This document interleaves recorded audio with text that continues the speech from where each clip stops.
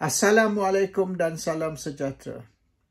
Ramai orang UMNO marah dengan Presiden mereka Ahmad Zahid Hamidi kerana Najib Tun Razak tidak diberi pengampunan. Apa yang Najib diberi ialah hanya diskaun ke atas hukuman. Kedua-dua, hukuman penjara dan juga hukuman denda. Najib boleh sekali lagi mohon pengampunan kali kedua ataupun even kali ketiga, kali keempat, tak kisah berapa kali. Cuma mungkin dia tak boleh buat cepat sangatlah. Baru saja lembaga pengampunan membincang kes dia, lepas tu seminggu ke sebulan kemudian sekali lagi. Mungkin dalam 2 tahun ke, baru dia boleh dipertimbangkan sekali lagi ataupun 3 tahun. Dia boleh mohon sekarang. Tapi pertimbangan mungkin akan perlu setahun, 2 atau 3 tahun baru boleh dibawa sekali lagi untuk perbincangan lah. He needs time lah. Sementara dia kena duduk lagi dalam penjara, setahun ke 2 tahun, mungkin 3 tahun. Tapi ini bukan salah Ahmad Zahid Hamidi. Ahmad Zahid Hamidi telah beritahu ini ahli UMNO, ketua-ketua bahagian dan sebagainya, yang dia telah lobby kuat-kuat untuk pengampunan. Tapi benda ni dia boleh lobby saja. Kuasa ni ialah kuasa lembaga pengampunan. Bukan kuasa parti atau kuasa kerajaan. Even Perdana Menteri tak boleh nak masuk campur di dalam urusan lembaga pengampunan. Is entirely the autonomous decision of Pardons Board, lembaga pengampunan.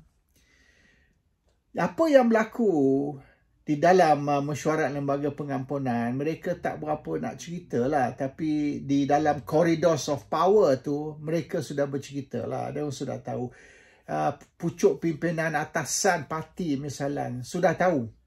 Mereka sudah bermesyuarat dan sudah diberitahu dan sebagainya. Baik majlis tertinggi ke, ketua bahagian UMNO ke, mereka semua telah dijelaskan dan telah diberitahu apa yang sebenar berlaku.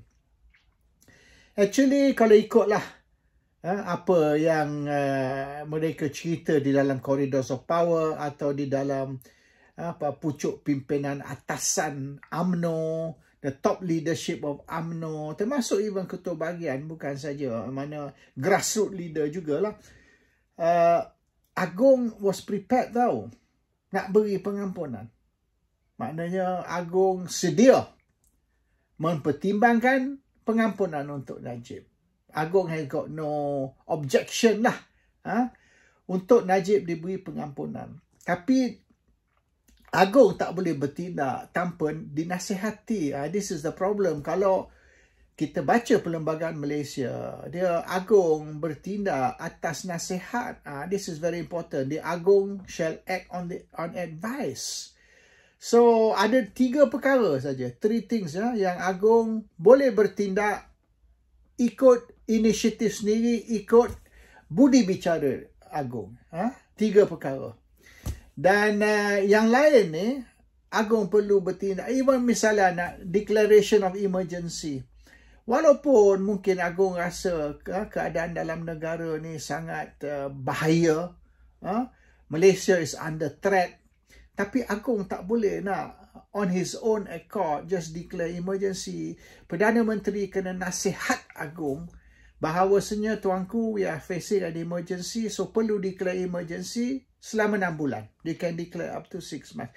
Macam kes 13 Mei dulu, satu contoh. Dan masa COVID, masalah COVID, masa Muhyiddin Yassin Perdana Menteri, satu lagi contoh.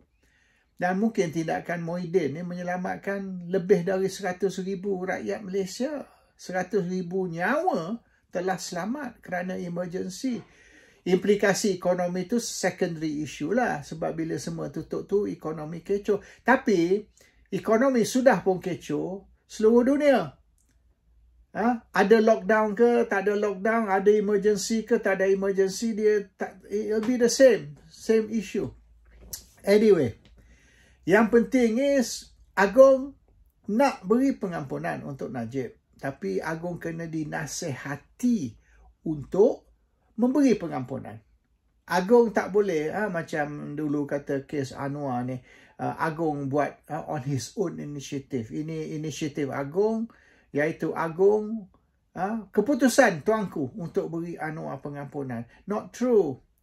Itu tak betul cerita tu, sebab Mahathir yang uruskan pengampunan untuk anugerah. It was Mahathir's punya tu. So Mahathir yang suruh lembaga pengampunan recommend kepada Agong untuk bagi pengampunan untuk anugerah. So it was actually initiative Mahathir. Mahathir arah lembaga pengampunan untuk recommend pengampunan untuk anugerah. Jadi Agong berilah pengampunan sebab telah direkomend oleh lembaga pengampunan atas arahan Mahathir. Dan ini sekarang ni semua orang dah tahu. In fact, it was Mahathir, bukan Agong, yang beri pengampunan untuk anugerah. Dulu mula-mula dia kata ni Agong, inisiatif Agong, but it's not true lah. Sekarang orang sudah tahu bukan inisiatif Agong tapi usaha Mahathir. Same yang kes Ahmad Zahid ni. Agong, okay, no problem. Kalau nak beri pengampunan, he is prepared lah.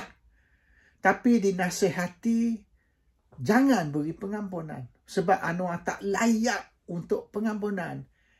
You cannot justify. Macam mana? Apa justifikasi untuk beri Najib pengampunan? Susah. Benda ni backfire. Rakyat akan marah. So, yang menasihati Agong dari segi undang-undang lah, on the grounds of the law, ialah Peguam Negara. Peguam Negara yang baru ni lah. Peguam Negara nasihat Agong, tak boleh. Najib tak layak untuk pengampunan. Setakat kalau nak beri kekurangan hukuman, itu boleh. Sebab itu maknanya you tidak lepaskan Najib, you hanya kurangkan hukuman. Kadang-kadang mahkamah pun, bila you buat rayuan, you kena penjara sekian-sekian lama, misalan, atau denda sekian-sekian banyak. You buat rayuan, mahkamah kurangkan hukuman. Either hukuman penjara ke, hukuman denda. Tapi tidak bebaskan. Mahkamah tidak akan bebaskan orang tersebut. Mahkamah cuma kurangkan hukuman. Unless ada grounds yang dia ni memang tidak bersalah, itu lain cerita.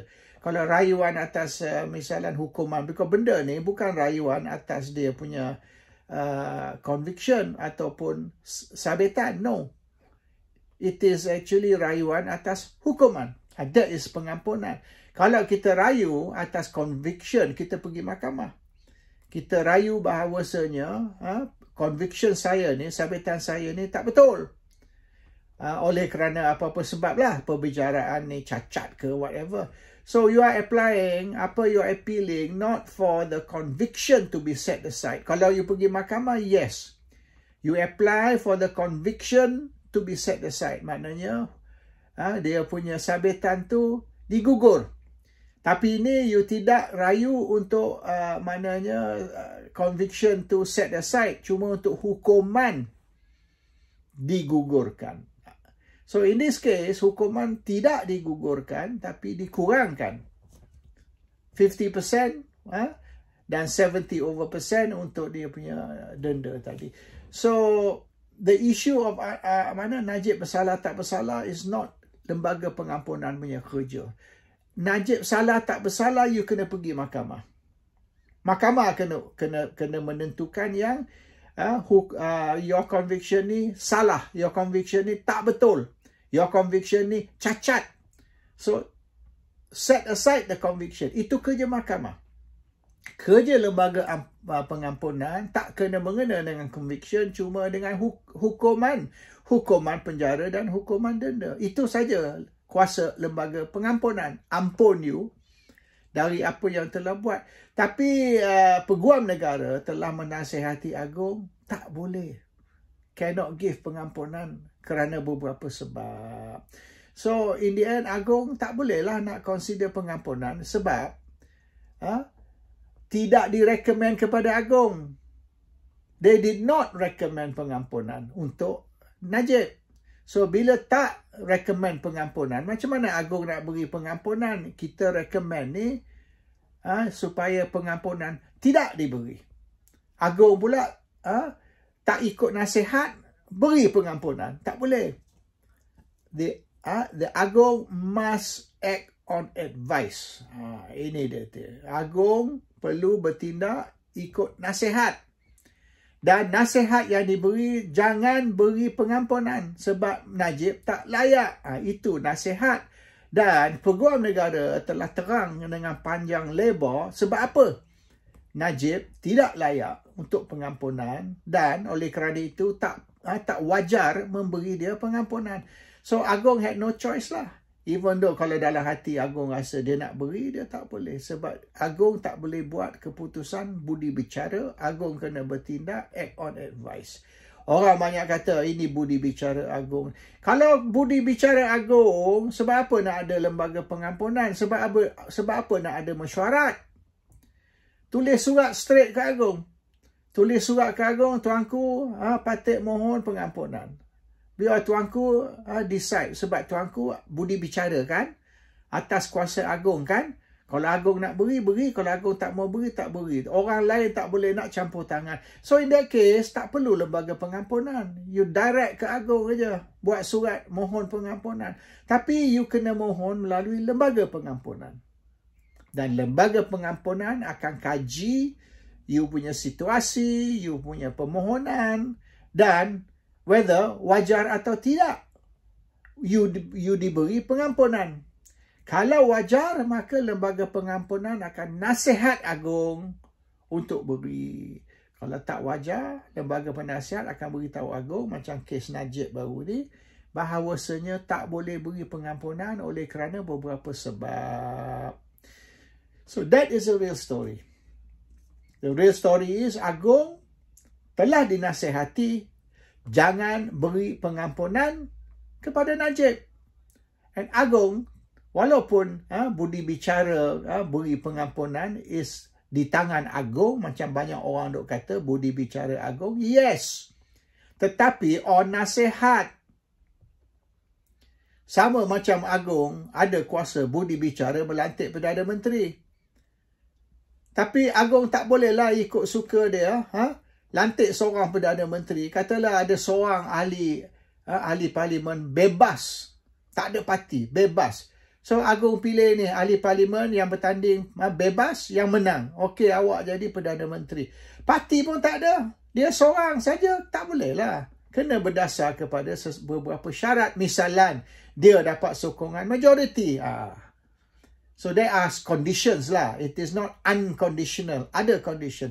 Dan condition untuk ni Agong memberi pengampunan kepada sesiapa berdasar kepada nasihat yang diberi kepada Agong dari lembaga pengampunan dan juga nasihat dari segi undang-undang, dari segi legality, dari segi perlembagaan, dari Peguam Negara.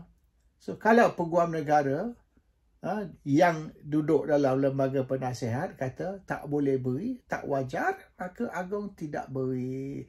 That is the case of Najib Tun Razak. Agong was advised to not grant a pardon. Assalamualaikum. Salam sejahtera.